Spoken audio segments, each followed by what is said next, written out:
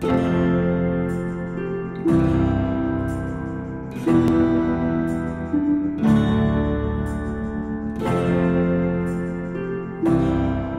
com molta gent, tothom és fruit de l'època,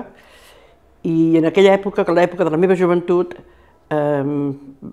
tota la gent que vivíem en famílies d'influència cristiana i tal, vam viure molt de prop el que va ser el Concili Vaticà II, que convidava a totes les persones que estaven en el marc de la influència de les parròquies de l'Església a una consciència del social del món i a un compromís social del món en favor dels drets humans, en favor de la pau, en favor de la justícia. Va coincidir que jo em vaig per allà i vaig venir a viure aquí a Sant Maure l'any 69 i vaig viure-hi 35 anys i a partir de llavors, a partir de la relació amb el veïnatge i dels problemes que hi havia, em vaig començar a implicar amb la necessitat que hi havia van treure el consultori mèdic que hi havia aquí, teníem que anar a Igualada, no hi havia llavors autobusos com hi ha ara, ens quedàvem sense aigua a les cases moltes vegades i la gent quan treballava, tothom treballava llavors moltes hores. Al cap de setmana no tenies aigua per fer la bugada, ni per fer la neteja de la casa, ni per menjar. Problemes dels carrers plens de fang. I així vaig prendre consciència del que eren els drets que teníem la gent com a ciutadania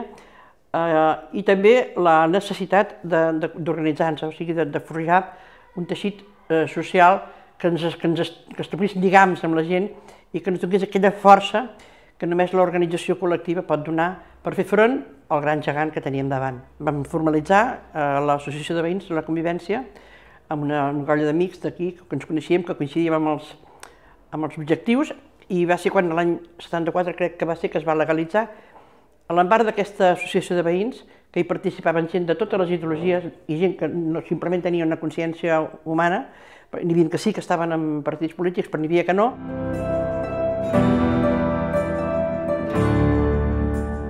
Vam sortir diverses vegades allà al Pont de Montbui amb un sol objectiu.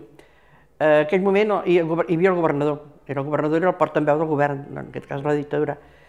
i tallant el trànsit d'una via pública tenia que venir la Guàrdia Civil, tenia que aixecar un atestat, un sinistre, un parte,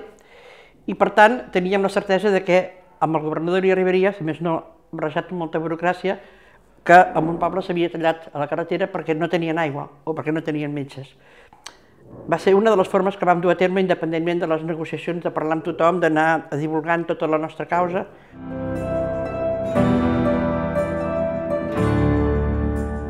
Els barrancs eren,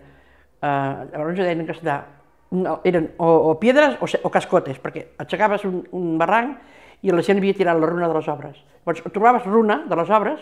o trobaves la marga gris, la galera aquesta que tenim aquí, que per treure-la tens que picar-la i és molt dura de treballar. Em sento orgullosa d'haver contribuït a ordenar, a frenar l'especulació una miqueta i a ordenar una miqueta la convivència de barris amb els torrents al mig.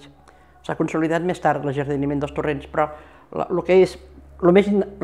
incomprès i el més desagradable, que és invertir moltíssims diners en enterrar col·lectors d'aigües i col·lectors d'aigües negres i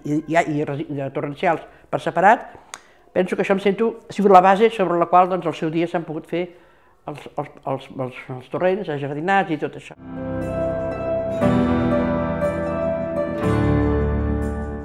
En el decurs d'aquest trajecte, el meu compromís social ha anat evolucionant i passant obstacles, com dèiem.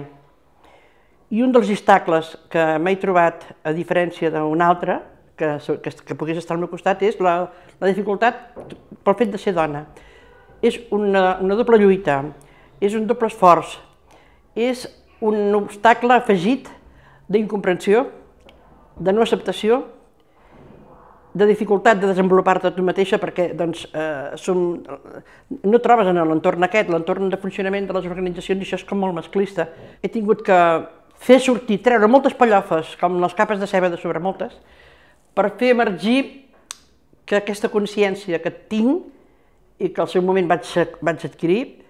prengués forma també de dona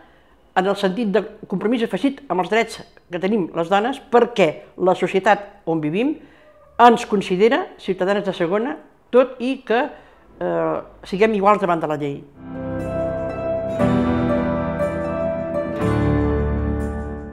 És l'única manera, perquè per principi ningú ens dona res regalat. La vida en si sí que és un regal, però després estàs en deute amb la vida, perquè aquest regal no és gratuït. És un regal que se't dona perquè tu gaudeixis i et comprometis amb la vida, no perquè la llencis. I cadascú, a la seva manera,